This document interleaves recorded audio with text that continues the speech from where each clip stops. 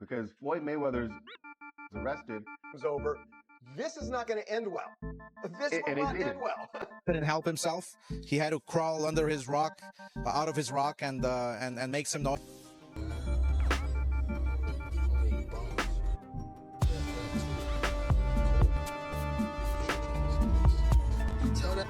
Tell Floyd to get on live. Tell him show where he at.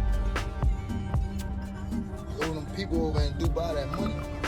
Tell him to get on live right now. And he owe people in Saudi Arabia money too. Broken. Out here scamming people. Boxers have reacted to Floyd Mayweather's alleged arrest by saying he might be struggling with losing the spotlight. Several suggested that Floyd couldn't handle not being the center of attention, and that his recent actions seem desperate. Oscar de la Hoya believes he might be hurting for attention or money, pointing to how often he speaks out or makes headlines. Many feel that Floyd's behavior shows he is having a hard time stepping away from fame. Floyd Mayweather has been linked to an alleged $42 million scam involving a shady investment scheme, reports claim. He promoted fraudulent businesses to fans and investors, raising doubts about his financial stability and suggesting he's chasing money and attention through risky ventures. With Floyd, Canelo, Instagram, what's up with all that stuff? Yeah, no, I mean, obviously, you know, he tried to steal somewhat of Canelo's thunder. He couldn't help himself. He had to crawl under his rock, out of his rock, and make some noise.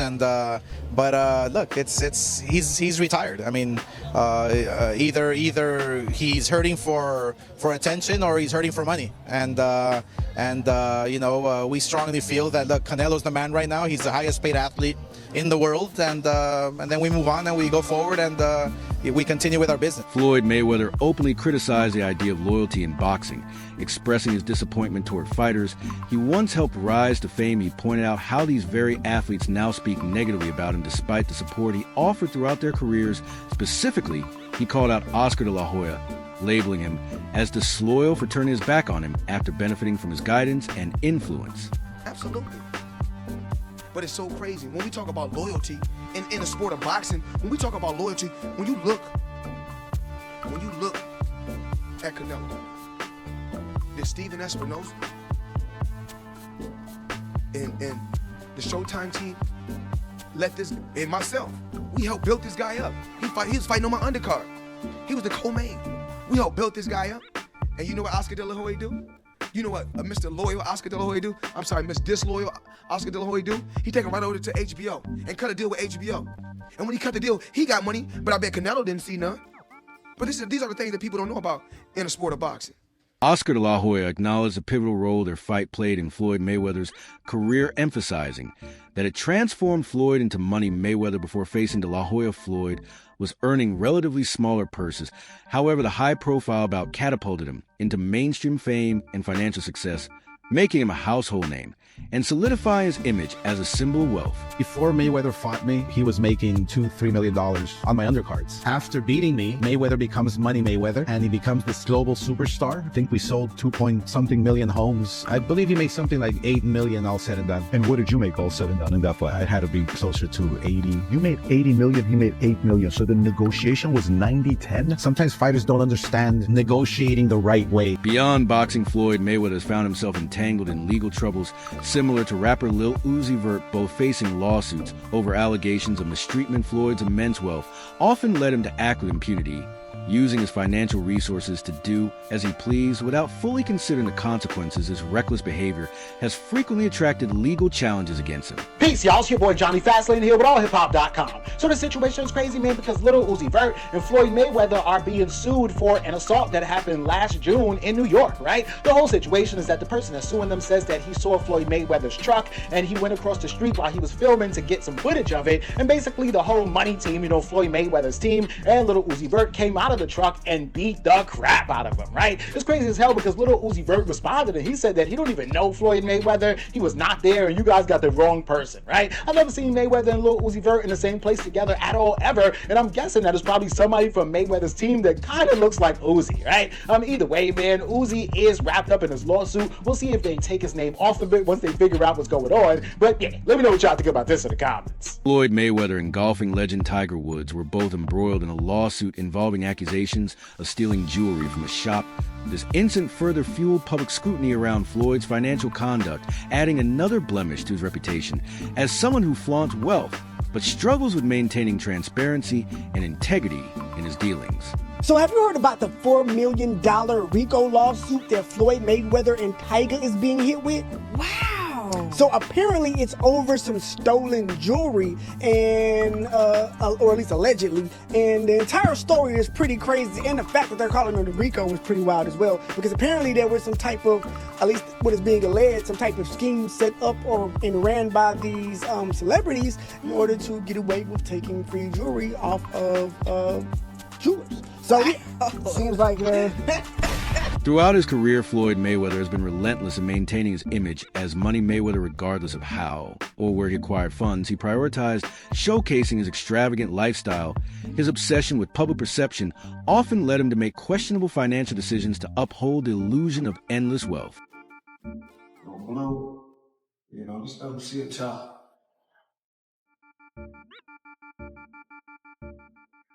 And so we got choices.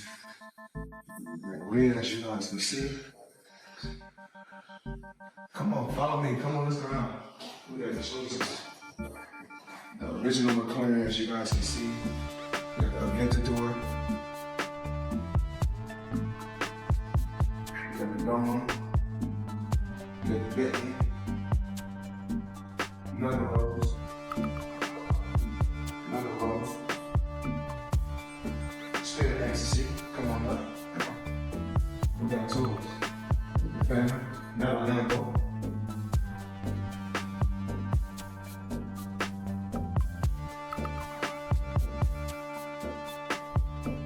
The keys somewhere for this. See some keys right here.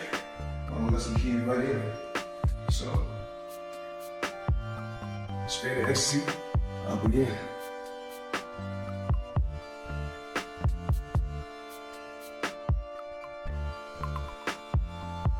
Again, you see the seats.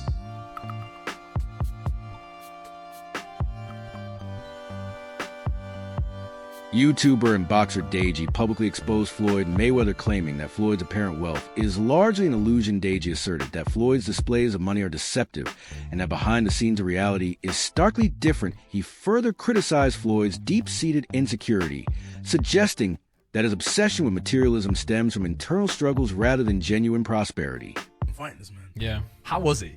Like, oh, so he's fake as hell. Oh, really? Oh, my God. He's so fake and he's insecure as hell. And the thing is, I don't even care about saying all this stuff. Yeah, you're not going to fight me, are you, bitch? Okay. He's so insecure. So, let me just tell you, like, some things that happened. Okay. So, this was the Dubai podcast. For some reason, he's just making these noises, slap, slap, slap to his whole team, slap, slap, and just making some weird noises. It made no sense. And then one of my fans said, "Hey yo, Deji, I flew all the way from the UK for this." And then he you don't have to respond to that, but he responds to me like, "It don't matter, man. You in Dubai now." Like why? Like what do you call them things you get for Christmas? Soundboard. Yeah, literally. Gervin Davis, once under Floyd Mayweather's promotional wing, revealed shocking claims that Floyd owes significant sums to individuals in Saudi Arabia. Gervin alleged that Floyd is not only broke, but also engaged in scams overseas to maintain his lifestyle, painting a bleak picture of the financial downfall of the once untouchable icon.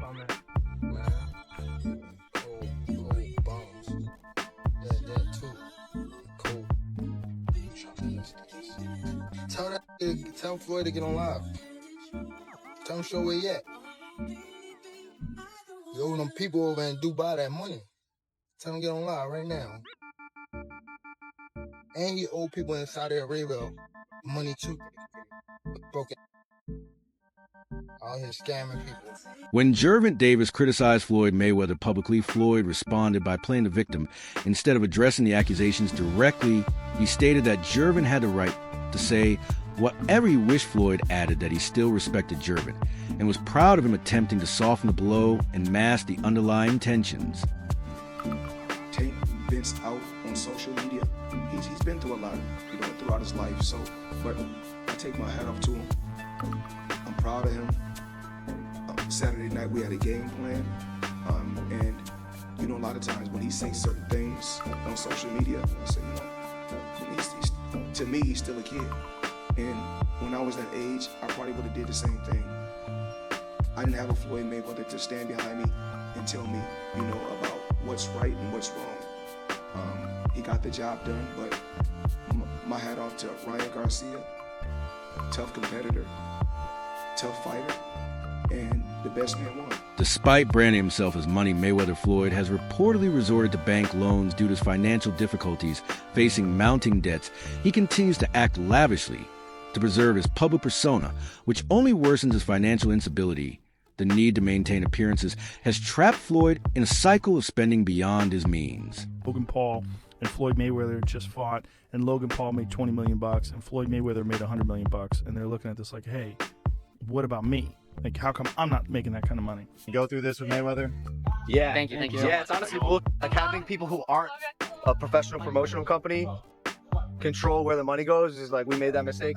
But, you know, it's Floyd Mayweather, so before we fought him, we kind of were willing to do whatever, and now after the fact, kind of shooting ourselves in the foot. Yeah. Because he's a scumbag. But now that we know that, and everyone else who fights Floyd should know that, like, don't let him control the money. Would you ever fight him again under any circumstances? No, he wanted to. He reached out. Yeah. But, like, no? Yeah. Jake Paul did not hold back in asserting that Floyd Mayweather is financially broke, arguing that many people are still fooled by Floyd's carefully maintained public image. According to Jake, the flashy lifestyle is nothing more than a facade, and the truth about Floyd's declining wealth is gradually becoming undeniable during the build-up to their highly publicized exhibition. Match Conor McGregor took aim at Floyd Mayweather, mocking him by claiming he could not read and labeling him as broke. McGregor's taunt struck a nerve, further tarnishing Floyd's image and exposing the vulnerability behind his wealth-driven persona. Like I said, I have time for all of these guys. I'll fight anyone. I don't give a who it is. Even if they want to come and get some sparring in, let's run it. Now, did Logan ever get paid with the situation with Floyd Mayweather? Nah, not yet. Floyd Mayweather's broke. You know, that's what a lot of people don't realize. He gets these big checks and doesn't pay the taxes on it. And then the IRS comes hunting him down later. He owes a lot of people I know money. And Logan's deep down on that list, so I don't know if Logan's ever going to get paid. It's kind of Conor McGregor also ridiculed Floyd Mayweather for his reported issues with tax debt. By targeting Floyd's financial troubles, McGregor fueled speculation that Floyd's fortune was far less secure than it appeared, adding public humiliation to Floyd's already mounting financial woes. But you throw a lot of money around, don't you? Why not? You can't take it with you. I mean, there's no Brent trucks pulling up at no funeral home. So, I mean, you gotta be able to enjoy your money, but make your money work for you. Carpe diem, seize the day, live every day.